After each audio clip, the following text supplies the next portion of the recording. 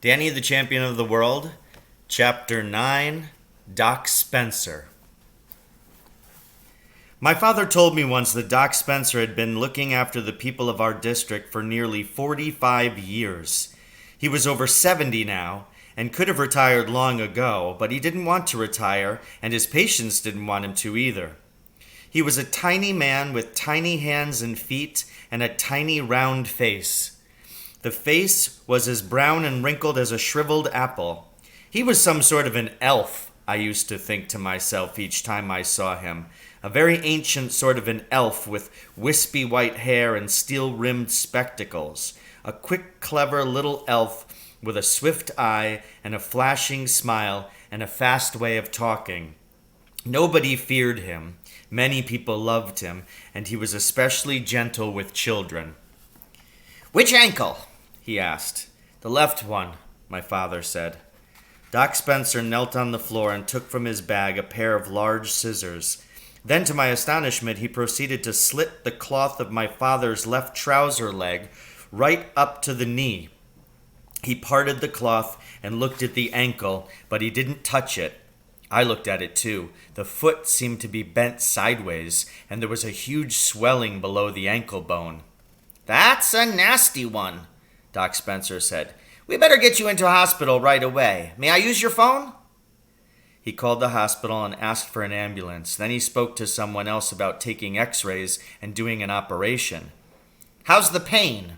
Doc Spencer asked. "Would you like me to give you something?" "No," my father said. "I'll wait till I get there." "As you wish, William. But how on earth did you do it? Did you fall down the steps of that crazy caravan?" "Not exactly," my father said. "No." The doctor waited for him to go on. So did I. "As a matter of fact," he said slowly, "I was mooching around up in Hazel's Wood." He paused again and looked at the doctor, who was still kneeling beside him. "Ah," the doctor said. "Yes, I see. And what's it like up there these days? Plenty of pheasants?" "Stacks of them," my father said. "It's a great game," Doc Spencer said, sighing a little. "I only wish I was young enough to have another go at it." He looked up and saw me staring at him. "Oh, you didn't know I used to do a bit of poaching myself, did you, Danny?" "No," I said, absolutely flabbergasted. "Many a night," Doc Spencer went on, "after evening surgery was over, I used to slip out the back door and go striding over the fields to one of my secret places. Sometimes it was pheasants, and other times it was trout. Plenty of big brown trout in the stream in those days." He was kneeling on the floor beside my father. "Try not to move," he said to him. "Lie quite still." My father closed his tired eyes, then opened them again. "Which method did you use for pheasants?" he asked. "Gin and raisins," Doc Spencer said. "I used to soak the raisins in gin for a week and then scatter them in the woods." "It doesn't work," my father said. "Oh, I know it doesn't," the doctor said, "but it was enormous fun." "One single pheasant," my father said, "has got to eat at least 16 gin-soaked raisins before he gets tiddly enough for you to catch him. My own dad proved that with roosters." "I believe you," the doctor said. "That's why I never caught any, but I was hot stuff with trout. Do you know how to catch a trout, Danny, without using a rod and line?" "No," I said. "How?" "You tickle him." "Tickle him?" "Yeah," the doctor said. "Trout, you see, like to lie in close to the riverbank. So you go creeping along the bank until you see a big one, and you come up behind him, and you lie down on your tummy, and then slowly, very slowly, you lower your hand into the water behind him, and you slide it underneath him, and you begin to stroke his belly up and down with the tip of one finger." "Will he really let you do that?" I asked. "He loves it," the doctor said. "He loves it so much he sort of dozes off.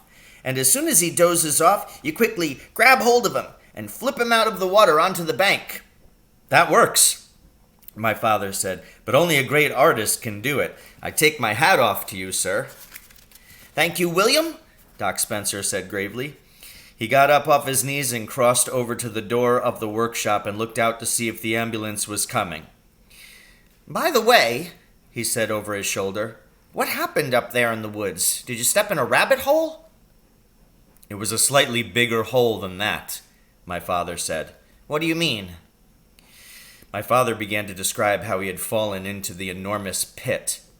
Doc Spencer spun around and stared down at my father. "I don't believe it!" he cried. "It's perfectly true. Ask Danny." "It was deep," I said, "horribly deep." "But great heavens alive!" the little doctor shouted, jumping up and down with fury. "He can't do that. Victor Hazel can't go digging tiger traps in his woods for human beings.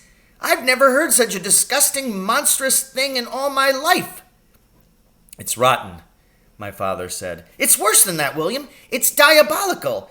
Do you know what this means? It means that decent folk like you and me can't even go out and have a little fun at night without risking a broken leg or arm. We might even break our necks."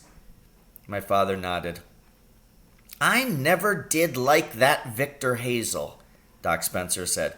"I saw him do a filthy thing once." "What?" my father asked. "He had an appointment with me at my surgery. He needed an injection of some sort. I've forgotten what. Anyway, just by chance, I was looking out of the window as he drove up to my door in his whacking great Rolls Royce. I saw him get out, and I also saw my dog Birdie dozing on the doorstep. And you know what that loathsome Victor Hazel did? Instead of stepping over old Birdie, he actually kicked him out of the way with his riding boot." "He didn't," my father said. "Oh, yes, he did." "What did you do?" "I left him sitting in the waiting room while I picked out the oldest, bluntest needle I could find, and then I rubbed the point of it on a nail file to make it even blunter still. By the time I got through with it, it was blunter than a ballpoint pen. Then I called him in and told him to lower his pants and bend over, and when I rammed that needle into his fleshy backside, he screamed like a stuck pig." "Hooray!" my father said. "He's never been back since," Doc Spencer said, "for which I am truly thankful. Ah, here's the ambulance." The ambulance drew up near the workshop door, and 2 men in uniform got out. "Bring me a leg splint," the doctor said. One of the men fetched a sort of thin wooden plank from the ambulance. Doc Spencer knelt down once more beside my father and eased the plank very gently underneath my father's left leg. Then he strapped the leg firmly to the plank. The ambulance men brought in a stretcher and placed it on the ground. My father got onto it by himself. I was still sitting on my chair. Doc Spencer came over to me and put a hand on my shoulder. "I think you'd better come home with me, young man," he said. "You can stay with us until your father's back from the hospital." "Won't he be home today?" I asked. "Yeah," my father said. "I'll be back this evening." "I'd rather you stayed in for the night," Doc Spencer said. "I shall come home this evening," my father said. "Thank you for offering to take Danny, but it won't be necessary. He'll be all right here until I get back. I reckon he'll sleep most of the day anyway, won't you, my love?" "I think so," I said. "Just close up the filling station and go to bed, right?" "Yes, but come back soon, won't you, Dad?" They carried him into the ambulance on the stretcher and closed the doors. I stood outside the workshop with Doc Spencer and watched the big white thing drive out of the filling station. "Do you need any help?" Doc Spencer said. "I'm fine, thank you." "Go to bed then and get a good sleep." "Yes, I will."